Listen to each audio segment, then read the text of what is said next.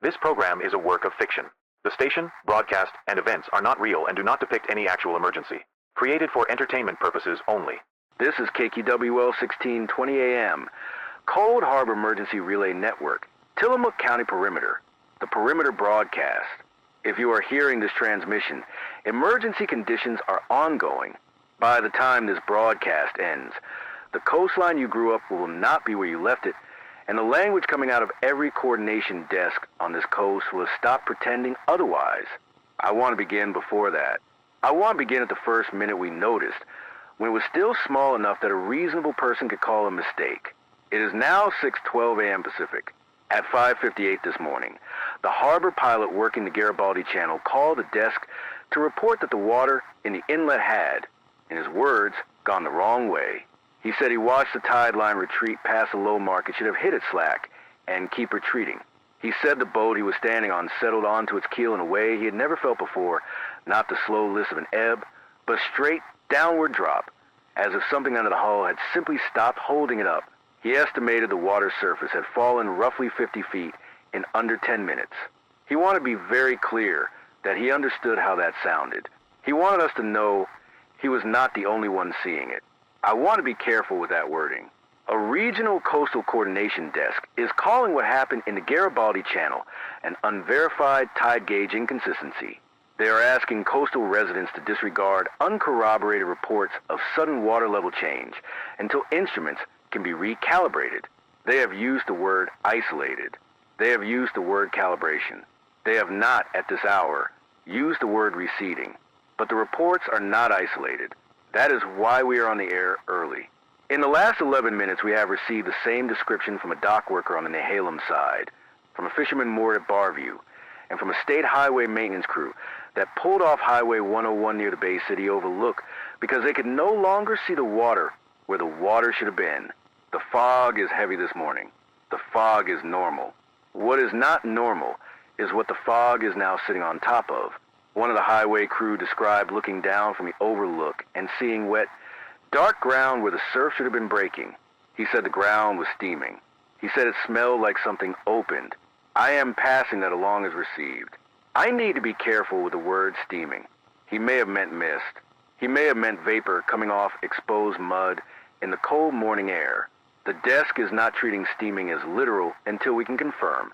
Officials are calling this an inconsistency. We are hearing something else.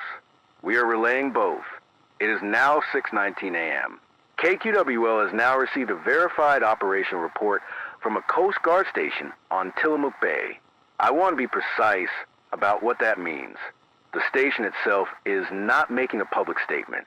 What we have is a relayed operational log entry forwarded to the Regional Emergency Management Office, which indicates that at 6:04 a.m. the station recorded a sudden drop in bay water level of approximately 48 feet. Sustained, not returning. Their tide gauge, which they consider reliable to within inches, is not reading a malfunction. It is reading a new water level. It is holding at that new level. That is the phrase in the log. Holding at that new level. I want to be careful here. 48 feet is not a tide. 48 feet is not a calibration issue.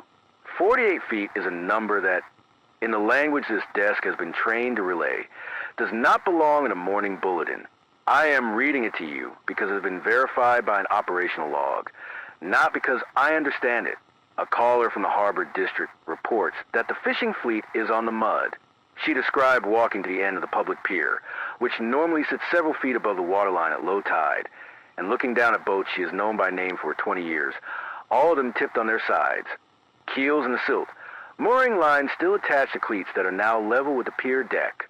She said the ropes were the strangest part. She said the ropes went out flat, not down. She said it looked like the boats had been set on a shelf. We cannot confirm every detail of that account. We can confirm the fleet is grounded.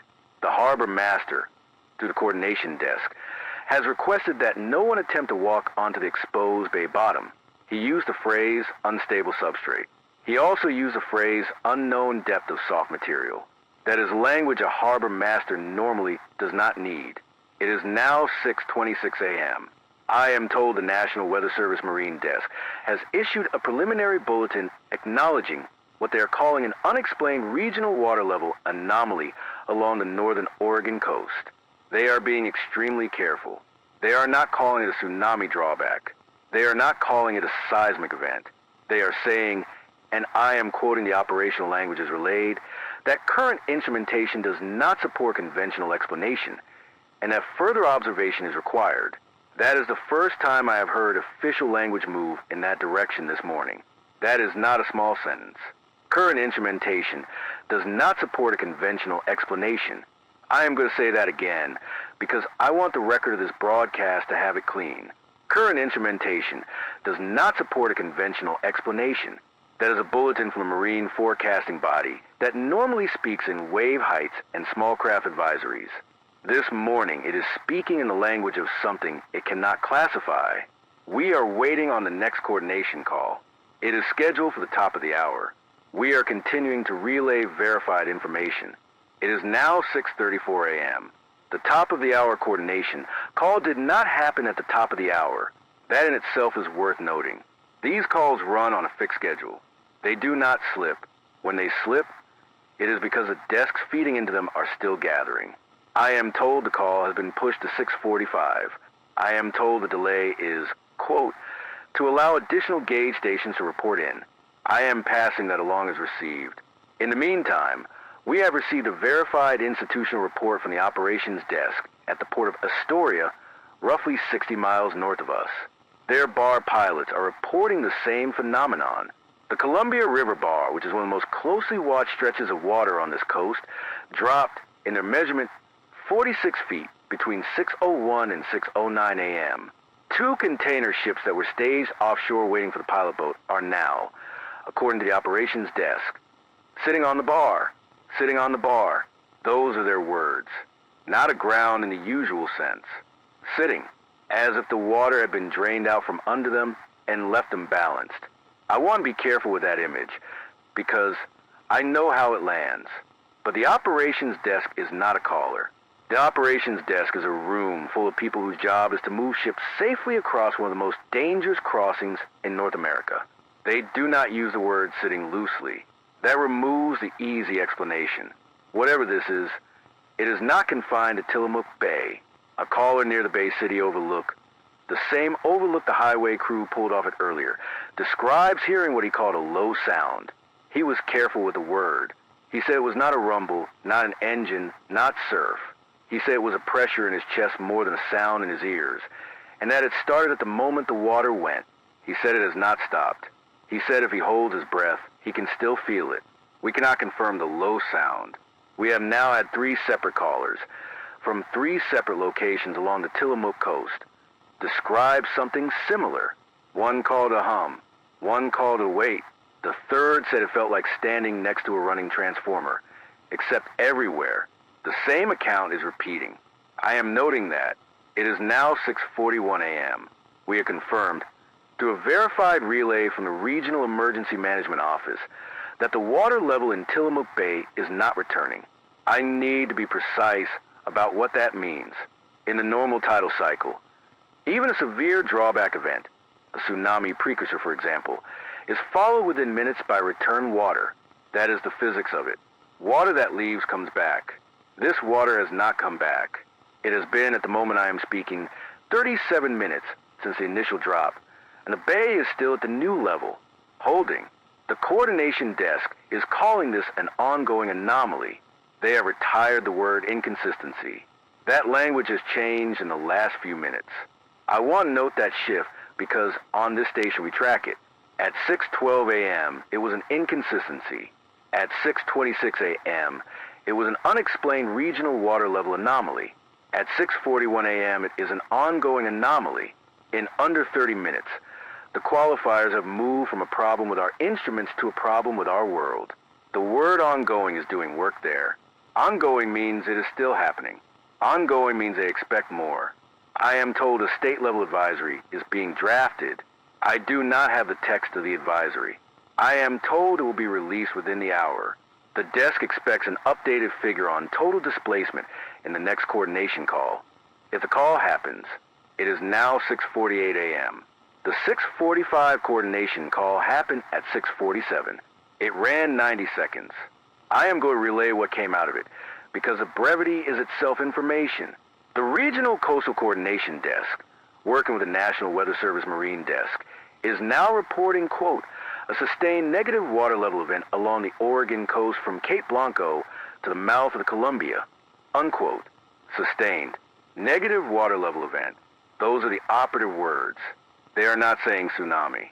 They are not saying seismic. They are saying the water has gone down and stayed down along roughly 300 miles of coast. I want to be careful with 300 miles. That is not the Tillamook anomaly anymore. That is the coast, I am told. And I am relaying this with the hedging it deserves, that similar reports are now coming in from the Washington coast north of the Columbia and from the Northern California coast south of Cape Blanco. Those reports are described as preliminary. The coordination desk is not yet confirming a range wider than Oregon, but the preliminary language is there. The pattern is beginning to converge. A caller from Cannon Beach reports that Haystack Rock is standing in dry sand. That is the sentence he used. Haystack Rock is standing in dry sand. He said the tide pools are gone. He said there are no tide pools because there is no water line to make them. He said he can see, from the beach access, a strip of exposed seabed extending outward to the fog line, and he cannot tell where it ends because the fog is heavy this morning. He said the sand is dark. He said the sand is moving in places. And when I asked him to clarify what he meant by moving, he said things are coming up out of it. I cannot confirm that last detail. I am relaying it because he was calm when he said it, and because he is the fourth caller in 20 minutes to describe something surfacing in the exposed ground. We do not yet know what is surfacing. The desk is asking for verified imagery from any coastal observation post that has a working camera. We have not yet received it. That is one of the threads we are still trying to confirm. The desk is not calling this a tsunami precursor. The desk is not calling this a seismic drawdown. The desk is now calling this an event of undetermined type. That language has moved again. This is KQWL 1620 AM, Cold Harbor Emergency Relay Network, and we are staying with it. It is now 6:57 AM. KQWL has been asked by the Regional Emergency Management Office to relay an advisory. I am going to read it as received. Coastal residents in Tillamook, Clatsop, Lincoln, and Coos counties are advised to remain at or above 100 feet of elevation. They are advised not to attempt to access the exposed seabed under any circumstance. They are advised that no return wave prediction can be issued at this time because no return wave is currently modeled. Those are the words. No return wave is currently modeled. I need to be precise about what that means. It does not mean a return wave has been ruled out. It means the standard models used to predict a return wave do not apply to this event, because the standard models require the water to be somewhere the models can find it. Right now, we are told, the water is not where the models expect it to be. I want to say that again in plainer language, because I think it matters.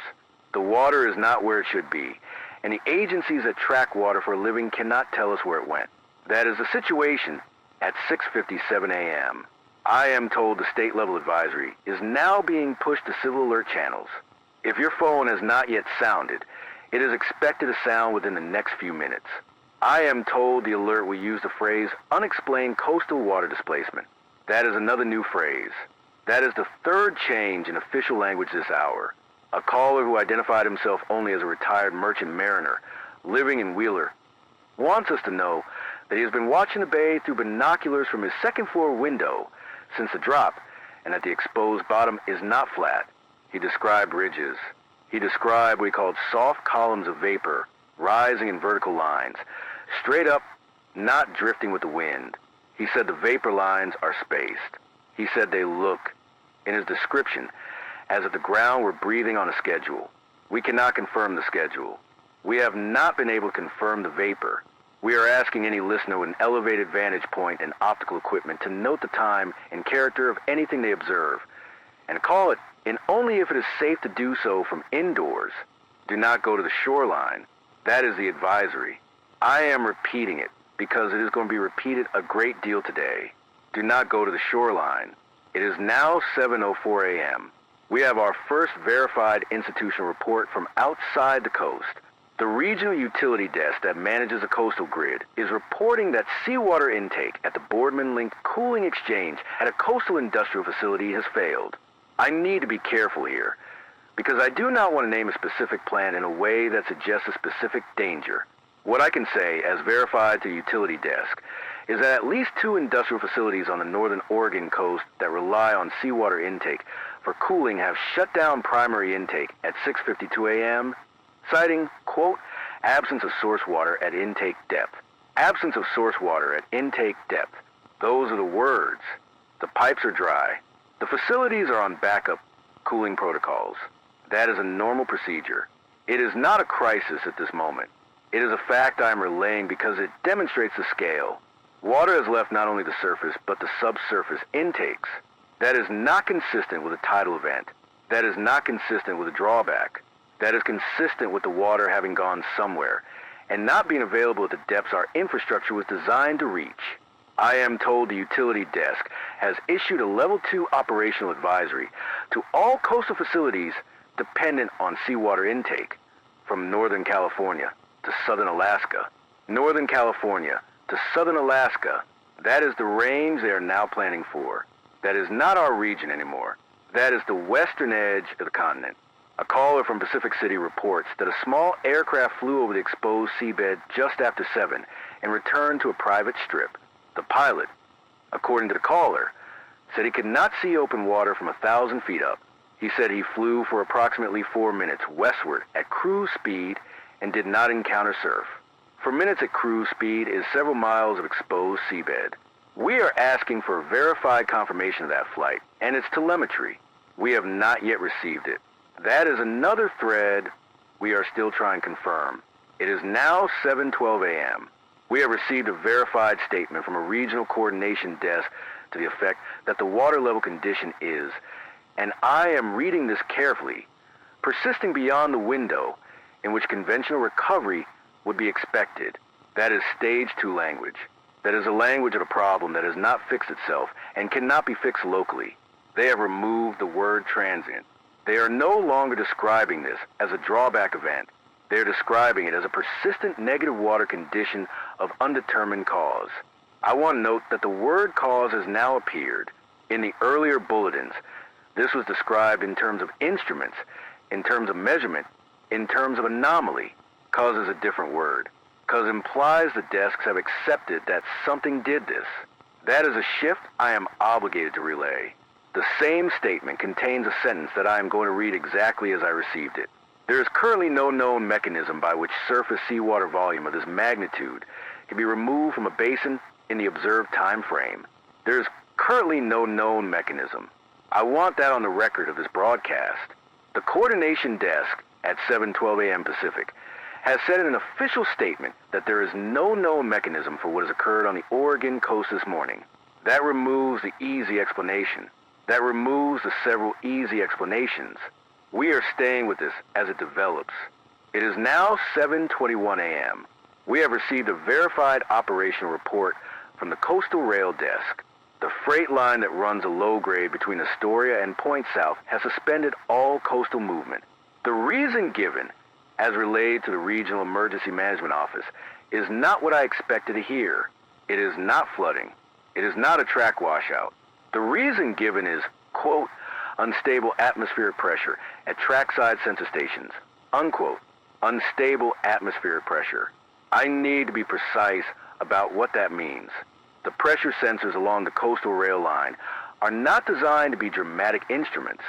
They monitor for storm systems. This morning, according to the operations desk, they are reading pressure swings that do not correspond to any weather system currently on the map. The swings are described as short, sharp, and rhythmic. Rhythmic is a word in the operational log. I am reading it as I received it. I want to be careful with rhythmic. Instruments can misbehave. Sensors can fail. But the retired Mariner and Wheeler, 2 updates ago, described what he called vertical columns of vapor rising from the exposed bay bottom on a schedule. I said at the time that we could not confirm the schedule. I am not confirming it now. I am noting that a second unrelated institutional source has now used a word from the same family. The rail desk is calling it rhythmic. The Mariner called it schedule. Two desks that do not talk to each other are describing the same shape. That is not, on its own, evidence. It is a pattern I am obligated to point at. A caller from Rockaway Beach reports that his dog will not go outside. He said this carefully. He said the dog has been outside every morning for 11 years. He said this morning the dog walked to the door, stopped, and lay down. He said the dog has not moved in 40 minutes. He wanted to know if we were hearing this from other callers. I am telling him in the audience that we are. In the last hour, we have received 9 separate caller descriptions of animal behavior consistent with what the mariner in Wheeler described feeling in his chest. Dogs refusing doors. Livestock standing still in fields. Gulls, which should be feasting on the exposed bay bottom, are not on the bay bottom. The gulls, according to 3 separate callers, are inland. They are described as sitting on roofs. They are described as sitting on power lines. They are described as not calling. The gulls are not calling. I want to note that specifically. Anyone who has lived on this coast knows what the morning sounds like. The morning sounds like gulls. This morning it does not. I am told the coordination desk is aware of the animal reports. They are not commenting on them. They are not dismissing them either. That is another thread we are still trying to confirm. It is now 7:29 a.m. The Regional Emergency Management Office has issued its next scheduled bulletin. I am going to read the operative sentences directly, as relayed. The negative water level condition along the Oregon coast is under active review.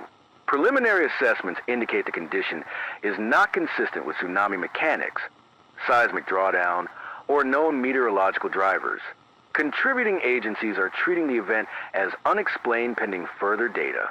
Coastal advisories remain in effect. That is the bulletin. Under active review, unexplained. Those are stage 2 words. I want to be clear about what that shift means on the ground.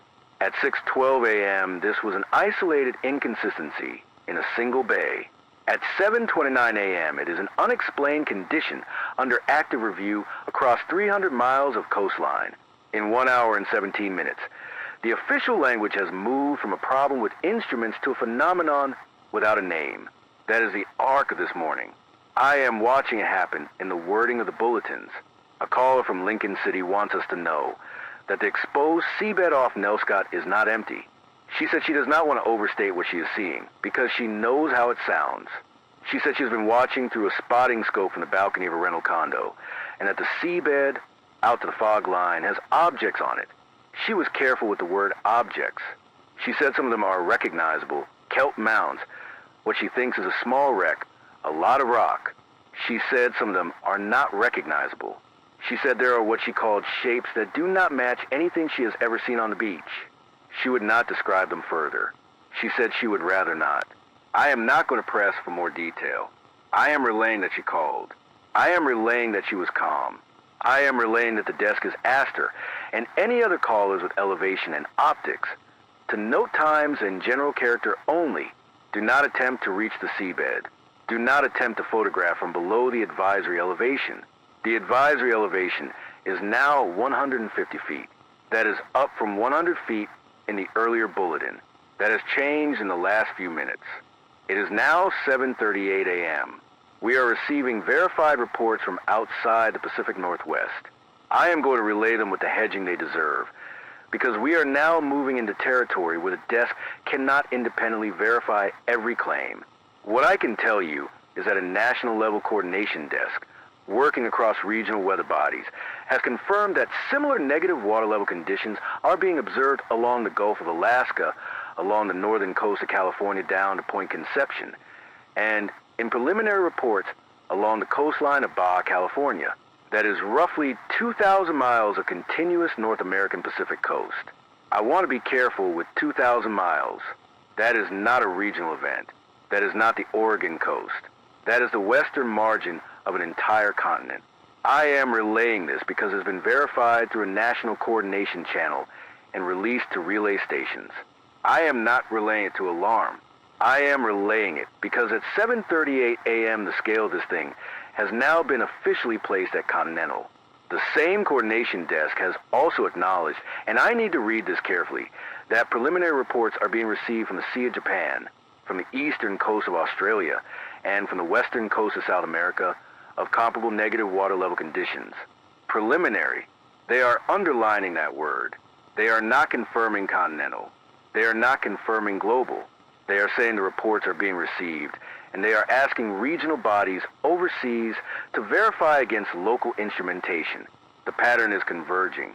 That phrase, the pattern is converging, is in the coordination bulletin. It is not my phrase. It is theirs. We are treating that phrase as the shift it is. It is now 7:47 a.m. I need to correct one earlier assumption. Earlier in this broadcast, at approximately 7:04 a.m., I relayed that coastal industrial facilities dependent on seawater intake had gone to backup cooling. I described that as a normal procedure and not a crisis at that moment. I am updating that. The regional utility desk has now reported that backup cooling protocols at 2 facilities on the northern Oregon coast are running at reduced margin because ambient air temperatures over the exposed seabed are, quote, elevated above ordinary marine air, unquote, and are affecting the efficiency of airside cooling, elevated above ordinary marine air. That is language I want to sit with for a moment. The exposed seabed is warm. The mariner in Wheeler saw vapor rising from it. The highway crew at Bay City described it as steaming. The utility desk is now measuring a temperature effect large enough to affect industrial cooling. 3 unrelated reports from 3 unrelated sources are describing the same physical characteristic. The exposed bottom is warmer than it should be. I want to be careful about what that could mean. I am not going to speculate on cause. I am going to relay what the desks are saying. The utility desk is asking listeners to be aware that if backup cooling margins continue to erode, control reductions in regional power delivery may occur later today. Control reductions. That is a rolling blackout framing. It is being placed on the table early as a possibility, not as an announcement. I am passing that along as received. A caller from Seaside reports that the Nicanicum estuary, which normally carries a shallow river flow out to the ocean, is running fast this morning, faster than she has ever seen it. She said the river is loud. She said it sounds like a river that has found a cliff. She said she walked down to the estuary mouth from a safe distance and could see the freshwater flow accelerating as it approached the former shoreline, and then dropping. Her word. She said it looked like the river was falling off the end of the land. We cannot verify the height of that drop. The advisory to remain above 150 feet remains in effect. She was calling from her home above that elevation. I want to thank her for staying where she is. I want to note, for the record, that if the rivers are now emptying into a lower basin than they were designed to reach, we are looking at a hydrological problem that will not be quiet. It is now 7:56 a.m. We have received a verified report from a university coastal research station operating out of a facility on the central Oregon coast. I am relaying it because it comes from a small institutional source with working instruments and no obligation to soften language. Their gauges, calibrated for tidal work, are reporting a stable water surface at what they are calling a new baseline. Stable water surface at a new baseline. That is the operational summary. The water is not falling further. The water is also not rising. It is holding. The station's principal investigator has, according to the coordination desk that relayed this, informally used the phrase equilibrium at loss. Equilibrium at loss. That is not an official term. That is a working scientist shorthand for a system that has settled into a new state after losing part of itself. I am relaying it because it is the first phrase I have heard this morning that acknowledges that the water is not coming back on any timescale the desks are willing to name. I want to be careful with that. Nobody in an official position has said the water is not coming back. What they have said in sequence this morning is that the drop is sustained, that the condition is persisting beyond the window in which conventional recovery would be expected, that there is no known mechanism for what has occurred, and now that a research station is measuring a stable new baseline. I am not putting words in their mouths. I am reading you the sentences they have chosen in the order they chose them. A caller from Manzanita reports that the low sound the earlier callers described is now audible outside the building. He said he stepped onto his front porch at 7:52 a.m., and the pressure feeling that had been in his chest earlier is now, in his description, A low tone he can hear with his ears.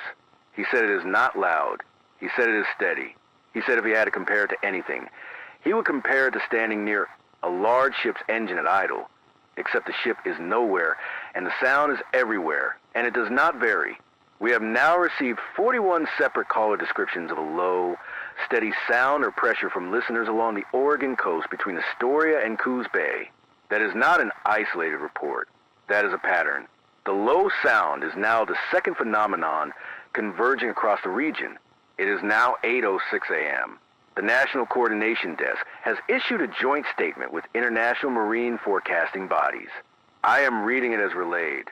Negative water level conditions consistent with the Pacific Coast event have now been confirmed along the coastlines of Japan, eastern Australia, western South America, and the Indian Ocean Rim, including the eastern coast of Africa and the western coast of India. Confirmed.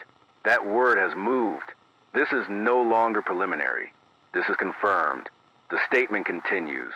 The event is now assessed as global in scope. Contributing agencies have adopted the working designation Global Negative Water Level Event, or GNWLE, for coordination purposes. Contributing agencies have also acknowledged that no explanatory mechanism has been identified. Global. That word is now in the bulletin. Global Negative Water Level Event.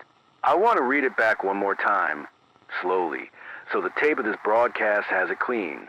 The event is now assessed as global in scope. No explanatory mechanism has been identified.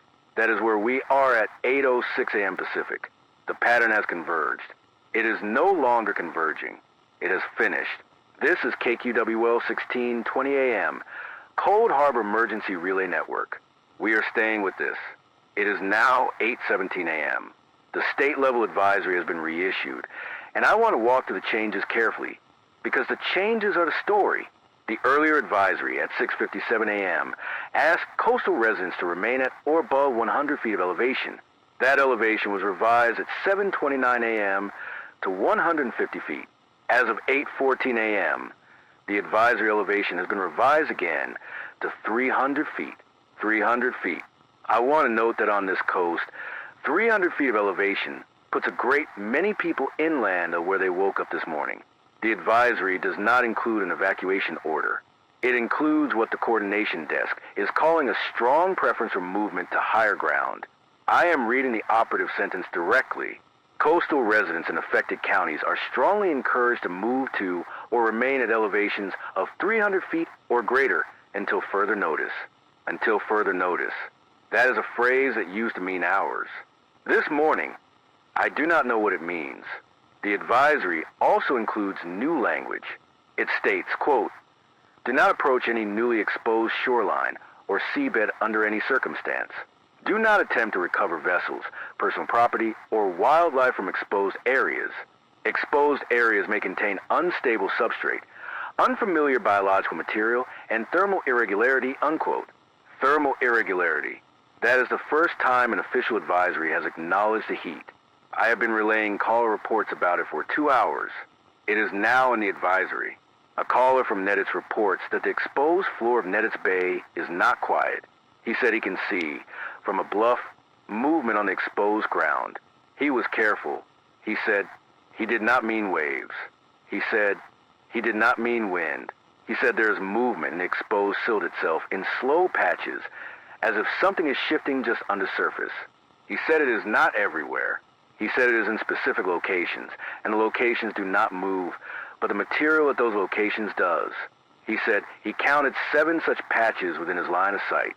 I cannot verify the count. I cannot verify the movement. I can tell you that this is the 6th call in the last hour to describe motion in exposed seabed that is not attributable to wind, water, or wildlife.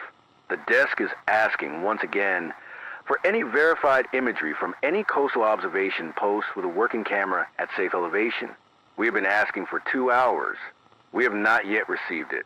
That is a thread we are still trying to confirm, and the fact that we cannot confirm it from an entire coast full of cameras is itself something I am obligated to note. It is now 8:29 a.m. We have received a verified institutional report from the Regional Aviation Coordination Desk.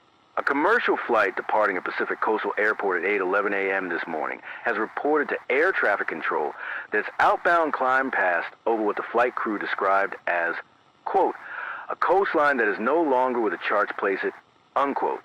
The crew reported that from cruising altitude, the visible shoreline is offset from charted position by, in their estimation, several miles seaward. The estimation is preliminary. The aircraft has continued on its flight plan. Air traffic control has logged the report. The Aviation Coordination Desk is now requesting that any coastal region flight with visual on the surface report offset observations through standard channels. They are being careful. They are not calling this a chart error. They are calling it, in the operational language, a positional discrepancy between charted and observed shoreline. Positional discrepancy. That is a phrase that means the charts in the world are no longer describing the same coastline. A caller who identified herself as a school administrator in Tillamook County is asking about school opening. She wanted to know if the desks had made a determination. I do not have that determination to relay. I can tell her and any other administrators listening that as of 8:29 a.m., the County Emergency Management Office has recommended that all coastal county schools remain closed today and that families keep children indoors and away from windows facing the coast. Indoors and away from windows facing the coast. That is the operative language. I am relaying it as received. It is now 8:41 a.m. I need to note a piece of media friction. In the last 20 minutes, a national morning news program has continued to describe the Oregon coast situation as, quote, an unusual tidal anomaly under investigation, unquote. That language predates the 8:06 a.m. global bulletin by nearly a full news cycle. The National Coordination Desk has, at this hour, formally designated the event global. A national morning news program is, at this hour, still calling it an unusual tidal anomaly. I am not going to comment on the editorial decision behind that gap. I am going to relay that the gap exists because listeners have called in asking whether the broadcast they're watching on television is describing the same event as the broadcast they are listening to on this radio. The Regional Emergency Management Office has, without naming the news program, issued a note to relay stations asking that verified operational language be used in preference to descriptive language from external outlets. That note is unusual. That note does not normally get issued. The desk is not accusing anyone of anything. The desk is asking us to keep to the words the coordination bodies are using. I am reading you those words this morning as I receive them. I want to be clear that on this station, when the coordination desk say global, I say global. When they say sustained, I say sustained. I do not have a discretion to soften that, and I am not going to. A caller from a hotel above Depoe Bay reports that a network news crew has set up at the elevation line and is filming the exposed seabed from a safe distance. He said the crew has been there for approximately 40 minutes. He said he has not, in that time, seen the footage air on any of the channels available at the hotel. He wanted to know if that footage was going to be released. I do not have that information. I am relaying that the crew is there. I am relaying that the footage, as of this call, has not aired. That is another thread we are still trying to confirm. It is now 8:53 a.m. We have received a verified report from the Regional Hospital Coordination Desk. I am going to relay it carefully. 3 coastal county hospitals have activated what they call a modified operating posture. That is language that means they are preparing to handle a higher than normal patient volume without knowing yet what the presenting complaint will be. I want to be precise. They are not reporting a surge. They are reporting anticipatory activation. The desks that read these signals are reading a signal. They are not naming it yet. I am told the anticipatory activation is based on 2 factors. One is a potential for injury among people who have attempted to reach the exposed seabed against the advisory. The coordination desk has confirmed, through county sheriff relays, that individuals have been observed walking onto the exposed ground at multiple locations along the coast. I want to be very clear. The advisory is to remain at or above 300 feet of elevation. The advisory is to not approach the exposed seabed under any circumstance. That advisory is still in effect. The desk is not going to describe what has happened to individuals who have gone against it. The desk is going to tell you that the hospitals are preparing. The second factor cited by the hospital coordination desk is what they're calling, and I am reading this exactly as relayed, A cluster of unexplained symptomatic presentations from residents at safe elevation with no direct exposure to the exposed shoreline. A cluster, symptomatic, at safe elevation. That is the sentence. I need be careful about how much weight I place on it, because the cluster is described as small and the symptoms are not being publicly characterized. What the hospital desk will say is that the presenting patients are describing pressure in the chest and a low tone they cannot locate, and that in each case the symptom onset corresponds roughly to the timing of the water event this morning. I am relaying that because we have been receiving those same descriptions from callers for over 2 hours. We have been treating them as reports of what people are hearing outside. The hospital desk is now describing them as reports of what people are feeling inside. I do not know if that distinction matters. I am not the one who gets to decide. It is now 9:04 a.m. The National Coordination Desk has released its next scheduled joint statement. I am reading it as relayed. Contributing agencies now confirm that the global negative water level event, designated KQWL, is stable at the observed reduced surface level along all monitored coastlines. Stable. That word is doing an enormous amount of work in that sentence. Stable at the observed reduced surface level. What that means, in the language the desks are using, is that the water is not falling further, and the water is not rising, and the water is not, at the moment of this bulletin, doing anything at all. It is simply at a different place than it was 3 hours ago, and it is staying there. The statement continues. Contributing agencies have not identified an explanatory mechanism. Contributing agencies are treating the event as an ongoing condition of undetermined duration. Ongoing condition of undetermined duration. That is stage 3 language, and it is edging into stage 4. Undetermined duration means the desks have stopped trying to predict when this ends. They have moved to a monitoring posture. They're no longer asking when the water comes back. They are asking what happens next. A caller from a bluff above Cape Mears reports that he can now see, from his elevation past the fog line. He said the fog burned off around 9 a.m., which is normal for the day. He said what is not normal is what is on the other side of it. He said he can see the exposed ground extending, in his estimation, to the horizon. He said there is no waterline visible from his vantage point. I want to be careful with that. He is describing an angle from a bluff. The horizon from a bluff is not the true horizon of the ocean. What he is telling us is that within the range of his vision, from a high point, at a clear moment of a clear day, he cannot see water. That is a report from one caller. It is consistent with the aviation report at 8:29 a.m. of a shoreline offset seaward by several miles. It is consistent with the coordination bulletin at 9:04 a.m. describing a stable reduced surface level. The reports are converging.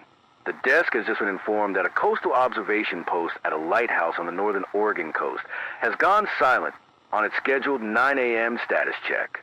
That is not, on its own, a crisis. Status checks are missed. The desk expects the post to check in on the 9:15. I am noting it because we track our threads on this station, and that is a thread I am obligated to point at. It is now 9:16 a.m. The lighthouse post did not check in at 9:15. The Regional Emergency Management Office has confirmed the missed check-in. They are describing it as a communications lapse. They are noting that the post has independent power and independent radio. They are noting that the post is manned. They are dispatching a coordination call. I am relaying that as received, and I'm going to keep watching it. A caller from a residential neighborhood in Tillamook wants us to know that the tap water in her home is, in her word, wrong. She said she ran the kitchen faucet at 9:10 a.m., and the water came out at a lower pressure than she has ever experienced in the 18 years she has lived at the address. She said the water was clear. She said the water was cold. She said the water tasted, and I am relaying her word carefully, tasted mineral. She said she has well water. She wanted to know if we were hearing this from other callers. I am telling her in the audience that we are. In the last 20 minutes, we have received 17 separate reports of pressure loss or altered taste in domestic water systems along the northern Oregon coast, from both municipal and private well supplies. I want to be careful with what that could mean. I am not a hydrologist. I am not going to speculate on the mechanism. What I can tell you is that if the ocean has changed elevation by 50 feet, then everything that is hydrologically connected to the ocean and that includes coastal aquifers, is now under different pressure than it was this morning. The water in the ground is one continuous system with the water in the sea. That connection is not theoretical. It is physical. The coordination desk has not yet issued a statement on domestic water. I expect one is coming. It is now 9:28 a.m. The lighthouse post still is not checked in. The Regional Emergency Management Office is now describing the situation as, quote, an unresolved communications gap at a coastal observation position, unquote. They are not saying the post is offline. They are saying the communications are unresolved. That is a distinction I want to hold on to. A coordination unit has been dispatched by ground. The desk expect an update within the hour. I want to be honest with you. This is the second thread this morning that we have opened and not been able to close. The first was a request for verified imagery from any coastal camera. The second is now the lighthouse. In 2.5 hours of unfolding event, on a coastline saturated with cameras and observation posts, this station has not yet received a single piece of verified visual imagery from the exposed seabed, and we have now lost contact with a manned observation position. I am not drawing a conclusion. I am reporting what we cannot see. A caller from an inland ridge above Nehalem reports that he has, from his elevation, a direct line of sight to what he called the new coast. He said the exposed ground at this hour has color. He was careful with the word. He said in the earlier hours the exposed bottom looked uniformly dark, the color of wet mud. He said now, in full morning light, he can see bands of different color across the exposed floor. He described a band of very dark material closest to the former shoreline, a wider band of what he called a rust color further out, and beyond that, at the limit of his optical range, what he described as a paler zone that catches the sun differently. He said the paler zone looks flat and glassy. He said, in his description, it looks like something is drying on the surface. We cannot confirm the bands. We cannot confirm the pale zone. I am relaying it because the caller has optical equipment. He has elevation, and he has been on that ridge for 2 hours, and this is his considered description. The desk has now received, over the course of this broadcast, multiple caller descriptions of visual features on the exposed seabed at multiple locations along the coast, and no institutional imagery. The gap between what listeners are describing and what any agency has released is widening. I am obligated to point at that gap and not fill it in. It is now 9:41 a.m. The Regional Emergency Management Office has issued a supplementary advisory. I am reading it as relayed. Coastal residents are now advised to shelter indoors and to close all windows and exterior doors, regardless of elevation. The advisory extends to all counties within 30 miles of the former shoreline, regardless of elevation. That phrase is new. Until this bulletin, the advisories have been about elevation, about getting up and staying up. This bulletin is about being inside. That is a different kind of advisory. That is not about the water. That is about the air. The bulletin includes one additional sentence, and I want to read it exactly. Residents in advisory areas are asked to reduce non-essential outdoor activity and to limit prolonged exposure to open air until further guidance is issued. Prolonged exposure to open air. I want you to hear that phrase, and I want you to hold it, because on this station we track when language moves, and language just moved. There's no environmental agency in the world that uses the phrase prolonged exposure to open air lightly. That phrase is issued when there is something in the air, or when there is something the desks think might be in the air, and they are not yet willing to name it. I am not going to speculate on what is in the air. I am going to tell you that the coordination desk has said at 9:41 a.m. to close your windows. If you are within 30 miles of what used to be the coast, close your windows. Do it now. That is the advisory as I received it. I am passing it along as received. A caller from Bay City reports that he's been watching the vapor columns of Mariner in Wheeler described earlier this morning. He said the columns are now taller. He said in the early hours they were low, ankle height, ground hugging. He said at this hour they are, in his estimation, 10 to 15 feet high, still vertical, still spaced, still on what he described as a schedule. He said he counted the intervals. He said the interval is roughly 70 seconds between visible pulses at any given column. 70 seconds. That is a number. That is a specific claim about the rhythm the rail sensors described and the mariner described and the low tone the callers have described. I cannot confirm the number. I am putting it into the record of this broadcast because it is the first quantified interval that has been called in. It is now 9:53 a.m. The lighthouse post has still not checked in. The ground coordination unit that was dispatched to the post is now itself, according to the Regional Emergency Management Office, gone silent on its scheduled 9:45 a.m. relay. 2 silences, one at the post, one at the unit sent to reach the post. The office is describing this as, quote, an unresolved coordination gap, unquote. They are not using stronger language than that. I am going to be direct with you. On this desk this morning, when a manned observation post goes quiet, and the unit sent to reach that post also goes quiet, we do not have a category for that. We have a category for equipment failure. We have a category for weather.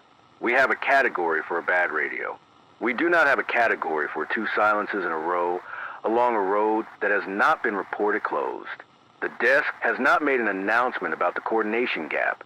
I am relaying that it exists because you are entitled to know what threads we have open that have not closed. We are staying with this. It is now 10:07 a.m. I want to address something on the desk itself because I owe you clean reporting and I owe it to you now. Beginning at approximately 10:02 a.m., the station's transmission has been experiencing brief signal irregularities that the KQWL engineering desk is unable to attribute to any equipment fault. I want to be precise. The transmitter is nominal. The audio chain is nominal. The tower and the feed are nominal. What is happening, as best as the engineering desk can describe it, is that the outgoing signal is being periodically overlaid by, quote, a low, non-modulated tone in the same frequency range that has been described by callers along the coast since this morning, unquote. The overlay is intermittent. It is brief. It has appeared 4 times in the last 5 minutes. I won't say what that means. Plainly, the sound the coast has been describing is now, at intervals the engineering desk cannot predict, appearing on our broadcast. If you're listening to this transmission and you are hearing, underneath my voice, a low, steady tone that does not vary, that is not your radio. That is not your speakers. That is not interference from a nearby appliance. That is the same tone the callers have been describing, and it is on our signal. The engineering desk has asked me to note that at no point has KQWL introduced the tone into the broadcast. It is arriving on the signal from outside the station, from where the engineering desk cannot say. I need to be careful with that sentence, because outside the station is not, in the ordinary technical sense, a thing that happens to an AM broadcast. Broadcasts do not receive. Broadcasts transmit. Something has, in the last 5 minutes, begun to make our transmitter behave in a way it is not designed to behave. I am reading that to you because you are entitled to know when the signal you are receiving has changed. This is KQWL 1620 AM, Cole Harbor Emergency Relay Network, and I am telling you, on the record of this broadcast, that our signal has begun to carry something we did not put on it. I need to be careful here. The coordination desk is now, at 10:06 a.m., issued a further update. I am relaying it as received. National-level coordination bodies have confirmed that intermittent low-frequency audio artifacts consistent with caller descriptions from affected coastal regions are now being detected on multiple long-distance AM broadcast bands across the Pacific coast. Multiple broadcast bands. That is not our transmitter. That is not our tower. That is a national-level phenomenon appearing on radio infrastructure that has no connection to Tillamook County. The pattern has jumped.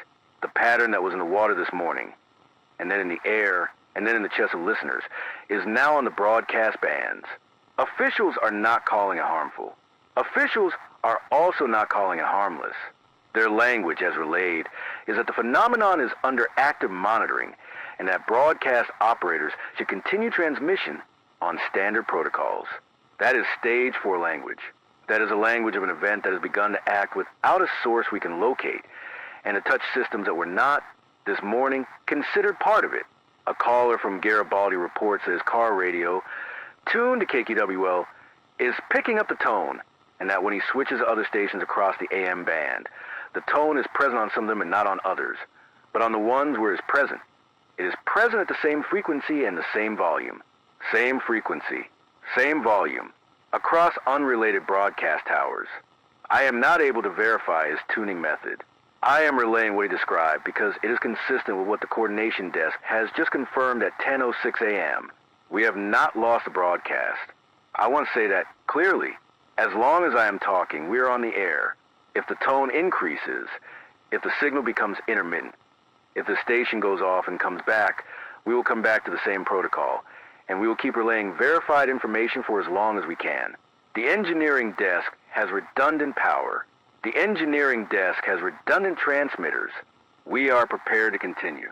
I want to return to one of the threads his desk has been carrying. The lighthouse post has not checked in. It has now been 58 minutes past its scheduled check-in. The coordination unit dispatched to reach it has not checked in. It has now been 28 minutes past its scheduled relay. The Regional Emergency Management Office is preparing a second coordination unit and a wider perimeter approach. They have not, at this hour, described either silence as a loss. They have described them as unresolved. It is now 10:19 a.m. The tone has appeared twice more on our signal in the last 12 minutes. The engineering desk continues to log the events. I am going to keep talking through them. A caller from an elevated position east of the coast range reports that he has, from a mountain overlook, a distant view of the Pacific horizon. He said the horizon does not look right. He was careful. He said he does not mean the water is gone from his view, because at his distance and altitude the water was never going to be visible in the way he means. He said what looks wrong is the sky above where the water should be. He said there's a low haze along the entire western horizon at the height where the sea surface used to be. He said the haze is not moving. He said the haze has the same rhythm the vapor columns had, at a much larger scale. He said if he stares at it long enough, the whole western sky seems to pulse once every 70 seconds. I cannot confirm the interval. I cannot confirm the haze. I am relaying it because it is the second time this morning that a caller has independently used the number 70 seconds, and I do not know what to do with two independent callers arriving at the same number. It is now 10:34 a.m. I need to sign this broadcast back on for any listener who has just tuned in, because on this station we do that. This is KQWL 1620 AM, Cold Harbor Emergency Relay Network, Tillamook County Perimeter, the Perimeter Broadcast. If you are hearing this transmission, emergency conditions are ongoing. As of this hour, the Pacific Ocean surface, and by verified confirmation the surface of every monitored ocean basin, is holding at an elevation approximately 50 feet below where it was at 6 o'clock this morning Pacific time. The condition has been designated by contributing agencies as the Global Negative Water Level Event. The condition is described in official language as stable at the observed reduced surface level. No mechanism has been identified. No return timeline has been offered. Advisories are in effect to remain indoors within 30 miles of the former shoreline, with windows and exterior doors closed, and to move to or remain at elevations of 300 feet or greater. One additional confirmed detail I have not stated before in a recap.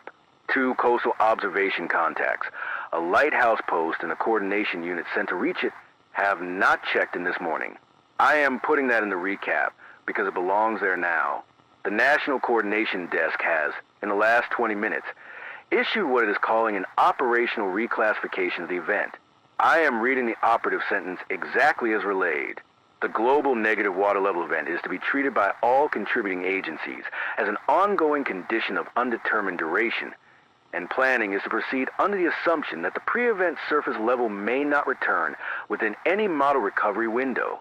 Planning is to proceed under the assumption that the pre-event surface level may not return. I want to sit with that sentence. Until 10:19 a.m., the desks were saying the water was not where the models expected it to be. As of 10:34 a.m., the desks are saying the water may not come back within any window their models can produce. That is not a prediction. That is not a forecast. That is an instruction to the entire national and international infrastructure to stop planning for a return. They are not calling it permanent. They are calling it undetermined. I am obligated to point at where that language is standing. It is now 10:47 a.m. We have received a verified institutional report from the Coastal Utility Desk.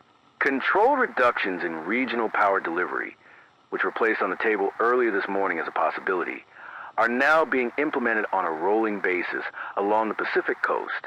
The reductions are described as precautionary and are being coordinated to protect industrial cooling margins at facilities operating on backup after seawater intake loss. What that means for listeners is that some of you may experience brief interruptions in electrical service in the coming hours. I want to be careful with brief. The utility desk is not giving a duration. The utility desk is asking residents to prepare for interruptions of unknown length and to keep battery-powered radios available. Battery-powered radios. That is a phrase. I am reading it back because it is the first time this morning that the utility desk has publicly considered the possibility that its listeners will need to hear this broadcast without a wall outlet. The engineering desk here has confirmed that our facility is on independent backup power and that we are prepared for extended operation. We are prepared. I want you to hear that clearly. If your power goes, we will still be on the air. If your neighborhood goes dark, we will still be on the air. As long as this transmitter runs and this desk is manned, we will keep talking. A caller from a residence above Oceanside reports that the low tone, which has been described all morning as steady, has, in the last few minutes, changed. She was very careful. She said it has not gotten louder. She said it has not gotten softer.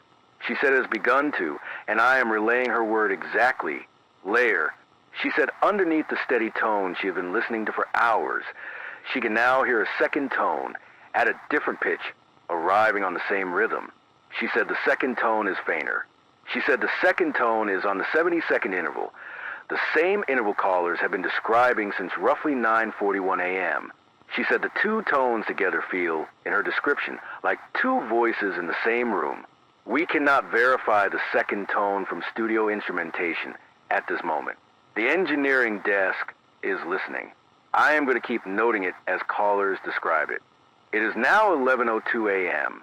I need to relay a bulletin that has come in from a national coordination body operating in conjunction with international marine and atmospheric agencies. I am reading it as relayed. Effective at 11 o'clock a.m. Pacific time, contributing agencies are instructing all coastal jurisdictions to operate under the assumption that the reduced surface level constitutes the current baseline, and to adjust critical infrastructure planning, emergency response protocols, hydrological modeling, and public advisory language accordingly. Constitutes the current baseline. Adjust critical infrastructure planning accordingly. That is Stage 5 language. That is a phrase that says the wrong version is now the operating version. The desks are no longer treating the pre-event surface as a reference point. They are treating the new surface as a reference point. What was this morning a deviation has now been officially, at 11:02 a.m., made the norm. I want to be careful with that because I do not want to misrepresent what has been said. The desks have not said the water will not return. They have said that planning is to proceed as though the current level is what we work with. That is different from a declaration of permanence. It is also in the language the desks are trained to use, as close as they are permitted to get to one before instruments confirm it. A caller from a fishing family in Nettitz wants to know what to do with the boats.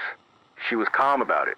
She said the family has 3 vessels on the exposed bay bottom, that they have been in the family for 2 generations, and that she wanted to know what agency was giving guidance for owners of grounded vessels.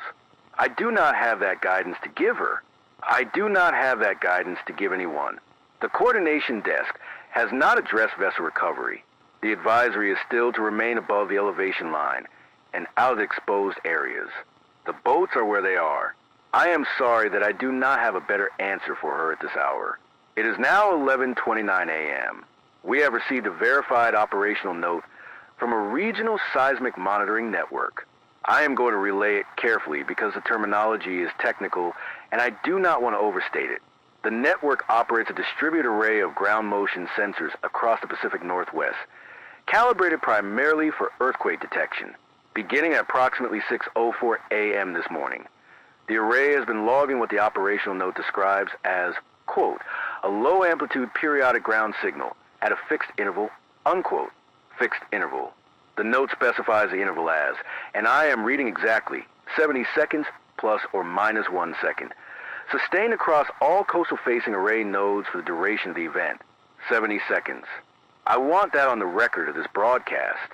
A seismic array that has no connection to caller reports, no connection to Mariner and Wheeler, no connection to the vapor columns at Bay City, has been quietly measuring, since the beginning of this event, a ground pulse on the same interval that callers began describing 4 hours later without knowing the seismic data existed.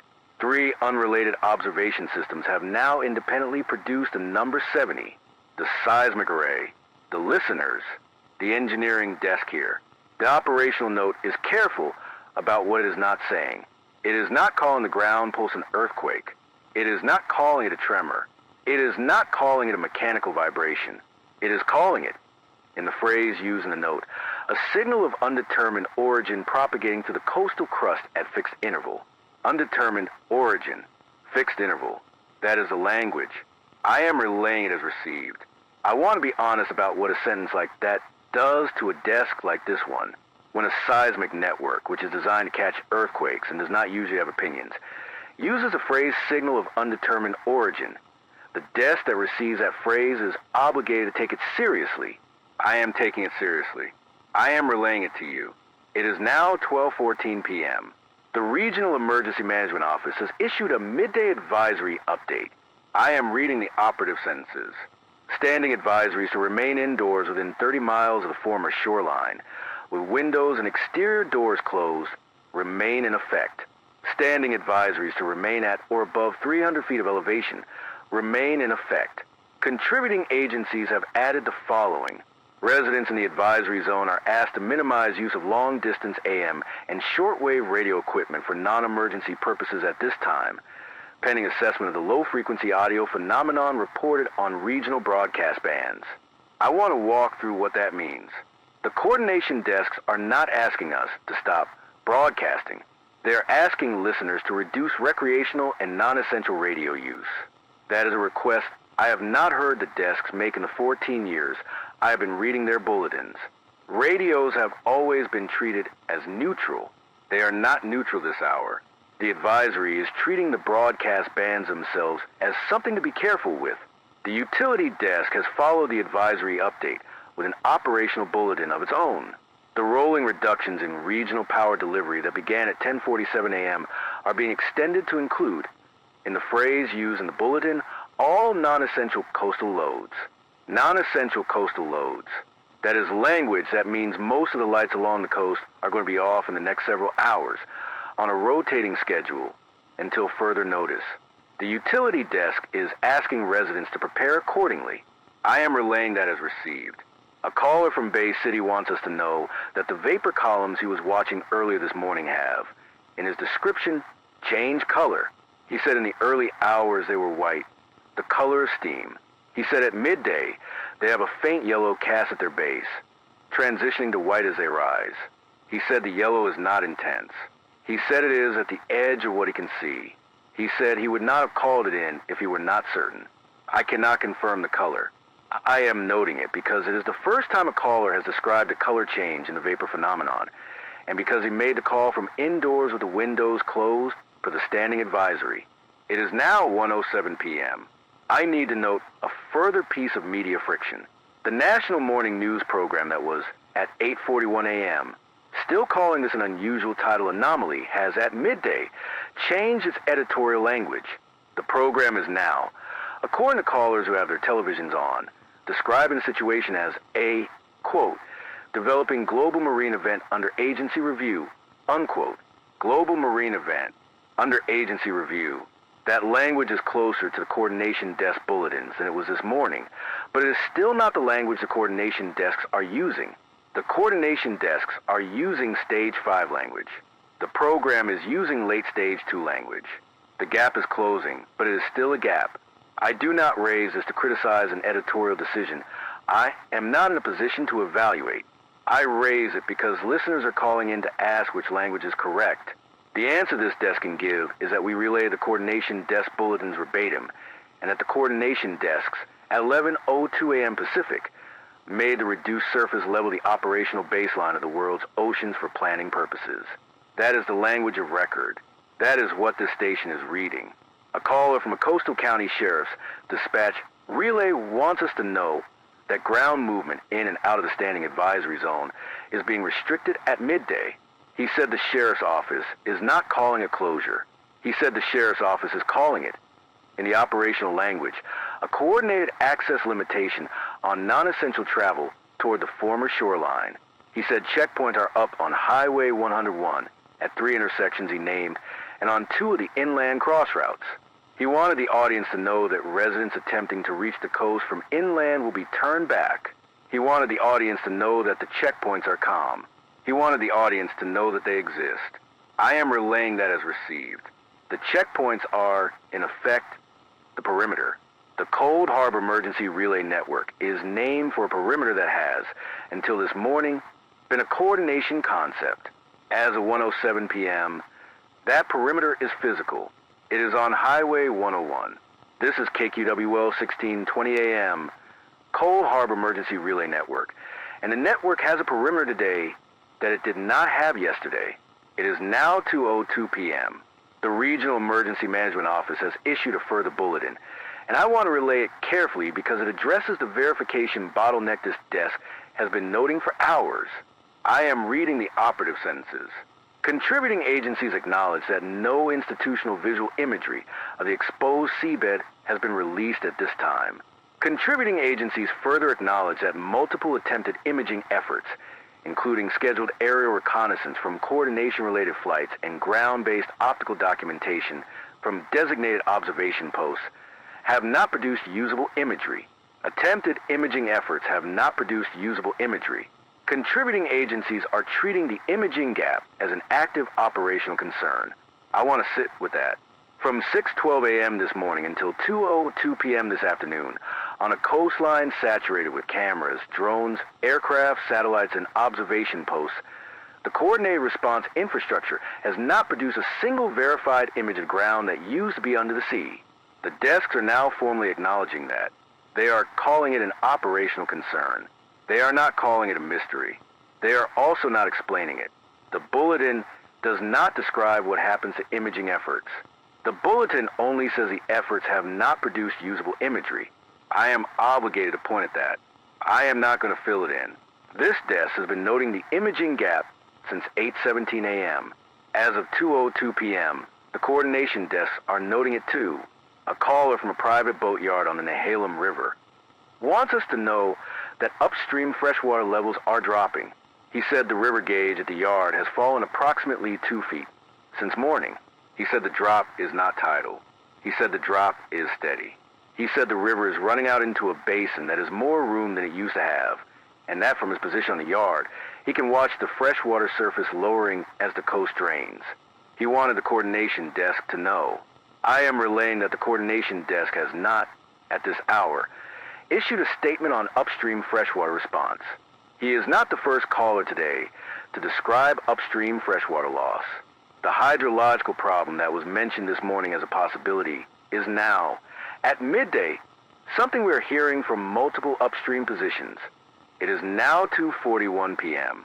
I am returning to continuous broadcast after a brief period in which this desk continued to monitor and log incoming reports on the request of the coordination desk to reduce broadcast load on regional AM infrastructure carrying operational traffic. I want to sign back on cleanly. This is KQWL 1620 AM, Cold Harbor Emergency Relay Network, Tillamook County Perimeter, the Perimeter Broadcast. If you are hearing this transmission, emergency conditions are ongoing. The global negative water level event remains stable at the reduced surface level. All morning advisories remain in effect. One additional confirmed detail I have not stated before. The domestic water pressure reports that were coming in this morning have now been formalized by the Coastal Utility Desk into an advisory. Municipal supplies in coastal jurisdictions from Northern California through Washington are running at reduced pressure. Boil water advisories are in effect in 11 coastal counties. That is now part of the picture. The lighthouse post has not checked in. The first coordination unit dispatched to reach it has not checked in. A second coordination unit, dispatched at approximately 11:20 a.m. by a longer inland route, has not checked in on its scheduled 1 p.m. relay. 3 silences. I want to be honest with you. The coordination desk is no longer calling these unresolved gaps. As of the 2:15 p.m. situation summary, the coordination desk is describing the three positions as, quote, non-responsive coastal contacts pending physical verification, unquote. Non-responsive. That is a change in language that I'm obligated to note. This desk has not been told what non-responsive means in practice. This desk is not going to speculate on what non-responsive means. This desk is going to tell you the word has changed and that we are still watching. A caller from a farm inland of Tillamook reports that a small aircraft he has been tracking on a hobbyist flight monitoring service, one of the coordination-related flights that departed a regional airfield around noon toward the coast, has, in the last hour, stopped transmitting position data. He wanted to know if the desk had heard anything. I have not heard anything about that specific flight. I am relaying that he called. The Aviation Coordination Desk has not made a statement. It is now 4:12 p.m. The Regional Emergency Management Office has released a mid-afternoon situation summary. I am reading the operative sentences. The global negative water level event has now been sustained for approximately 10 hours at the reduced surface level. No return trend has been observed at any monitored gauge station worldwide. The condition is now assessed as stable at full intensity. Stable at full intensity. That is the phrase.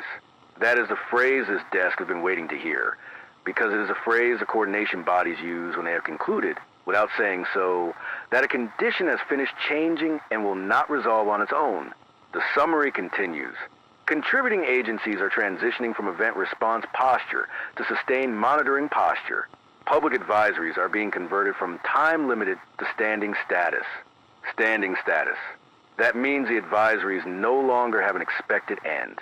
They stay in force until further guidance is issued, which is language that in practice this morning has come to mean until further guidance is issued, if any is. I want to walk through what has moved today, because on this station we keep the record clean. At 6:12 a.m. this was an isolated inconsistency in a single bay. At 6:26 a.m. it was an unexplained regional anomaly. At 7:12 a.m. it was a persistent condition of undetermined cause. At 7:38 a.m. the pattern was converging. At 8:06 a.m. it was global. At 10:34 a.m. planning was to proceed under the assumption that the pre-event level might not return. At 11:02 a.m. the reduced surface was made the operational baseline. At 4:12 p.m. this afternoon it is stable at full intensity. Understanding advisories, monitored but not modeled toward recovery. In 10 hours, the language has moved from a calibration issue to a new state of the world. A caller from a home on a bluff above Cannon Beach wants us to know that the low tone has changed again. She said in the last hour, the layered second tone that callers have been describing since around 10:30 has, in her hearing, gained a third layer. She said the third layer is quieter than the second. She said it is on the same 70-second interval. She said the three tones together are, and I am relaying her word carefully, a chord, a chord. She said the sound is now a chord, and it is a chord that does not resolve. She said musicians would understand what she meant. She said the chord is not major, and not minor, and not any interval she recognizes. She said it just sits there and does not resolve. I cannot confirm the chord. I am relaying it because we have now, this afternoon, had multiple callers describe the same layering, and because the engineering desk here at KQWL confirmed, in the last 20 minutes, that the low-frequency artifact appearing on our signal is now, at intervals, two-toned. Two-toned. That is the technical description. It matches what the callers are describing. The phenomenon is not static. It is deepening. It is now 6:58 p.m. I want to be honest with the listener about what this desk can and cannot see at this hour. The sun is going down along the Oregon coast tonight, over ground that has not seen the sun go down over it in the geological history of this coastline. There is no institutional imagery of that sunset. The desk has, over the course of 13 hours, received not a single piece of verified visual imagery from the exposed seabed at any location, from any camera, from any observation post, from any aircraft. The gap between what listeners are describing and what any agency has released has not closed. It has widened. I do not have an explanation for that gap. I am pointing at it one more time, because you are entitled to know what threads we have open that have not closed at nightfall. The 3 non-responsive coastal contacts remain non-responsive. We are staying on the air into the night. It is now 4:16 a.m. the second day. KQWL is signing on for the overnight continuation of the Perimeter broadcast. This is KQWL 1620 AM, Cole Harbor Emergency Relay Network, Tillamook County Perimeter, the Perimeter broadcast. If you are hearing this transmission, emergency conditions are ongoing. The global negative water level event remains stable at the reduced surface level, now sustained for approximately 22 hours. There's still been no return trend at any monitored gauge station worldwide. There's still been no institutional visual imagery of the exposed seabed. There's still been no check-ins from the 3 non-responsive coastal contacts. Overnight, the coordination desks have issued a further reclassification. I am reading it as relayed. The global negative water level event is being redesignated for operational purposes as the Global Reduced Surface State, or GRSS. Event language is being retired. State language is being adopted. That is a language shift I am obligated to point at, because on this station we mark when the desks retire the word event. An event is something that happens and ends. A state is what things are. As of overnight, contributing agencies are no longer describing this as something that happened. They are describing it as what the world is. Nobody has told the public that the ocean is at 50 feet lower and will stay there. What they have done, in the language they are permitted to use, is stop calling it an event. The low tone remains present on our signal. At intervals the engineering desk is now able to predict. The intervals have stabilized. The tone arrives when it arrives on the 70-second cycle callers first described yesterday morning at 9:41 a.m. The engineering desk has stopped logging each occurrence and has begun logging deviations from the cycle. There have been no deviations overnight. A caller from an inland farmhouse east of the coast range reports that the tone is now audible in her home, indoors, with the windows closed, in a rural area with no radio receiver active. She said her family has been sitting with it since midnight. She said the children are asleep. She said the dog is asleep. She said she is not. She wanted us to know that the tone is not, in her hearing, frightening. She said it is just present. She said it is the same 70-second cycle. She said she has come to expect it and to notice, more than the sound itself, the 70 seconds between when it is there and when it is there again. I am relaying that because the desk has now received similar reports overnight from listeners not within 30 miles of the former shoreline and not within any elevation category the advisories describe. The tone, whatever it is no longer limited to the coast. The advisories to remain indoors and to close windows within 30 miles of the former shoreline remain in effect for their original stated reasons. I am not extending them on my own authority. I am telling you what listeners are describing at 4:16 a.m. on the second day. It is now 10:03 a.m., the third day. I am signing this broadcast on for the third day continuation. This is KQWL 1620 AM, Cold Harbor Emergency Relay Network, the Global Reduced Surface State, previously designated GNWLE and reclassified overnight of the second day, remains stable at the reduced surface level, now sustained for approximately 52 hours. Contributing agencies have issued final standing guidance. I am reading the operative sentences as relayed. The reduced surface level is to be treated by all agencies and jurisdictions as the operational baseline of the world's oceans until further notice. All infrastructure planning, hydrological modeling, and coastal advisory language is to be adjusted accordingly. Standing advisories to remain indoors within 30 miles of the former shoreline, with windows and exterior doors closed, remain in effect. Standing advisories to avoid all exposed shoreline and seabed remain in effect. Contributing agencies acknowledge that no explanatory mechanism has been identified and do not, at this time, anticipate that such a mechanism will be identified. Do not anticipate that such a mechanism will be identified. That is the sentence this desk was waiting to hear. It is the sentence that says the desks have stopped looking for a cause. Not because they have found one, because they have accepted they will not. The 3 non-responsive coastal contacts remain non-responsive. They have been reclassified in the coordination log as, quote, positions not currently accessible, unquote. I am relaying that language exactly. Not currently accessible. That is what the log says. The desk is not going to speculate on what that means. The desk is going to tell you the log has stopped trying to reach them. There is still no institutional visual imagery of the exposed seabed. The desk has stopped asking for it. A caller from a farmhouse inland of Tillamook, one of the callers we have heard from earlier in this broadcast day and the one before, wanted us to know that the tone remains. She said the 70-second cycle remains. She said the layered second and third tones remain. She said the chord that does not resolve remains. She said she has come to understand that this is what the air sounds like now. She said she wanted to call in and say that on the record of this broadcast, so that someone had said it out loud. I am reading it as she gave it. I want to close this broadcast day, as much as any broadcast day now closes, with what this desk can honestly say. The ocean surface dropped approximately 50 feet on the morning of the first day. The ocean surface has not returned. No mechanism has been identified. No mechanism is expected to be identified. The advisories are standing. The tone is present. The exposed ground remains exposed. Temperatures over the exposed ground remain elevated. The goals have not returned.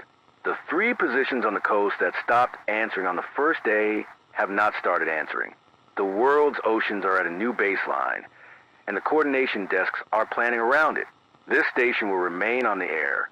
As long as this transmitter runs and this desk is manned, we will keep relaying verified information on the standing advisories and any change in the operational baseline should one occur. We do not at this time anticipate that such a change will occur. I am relaying that as received.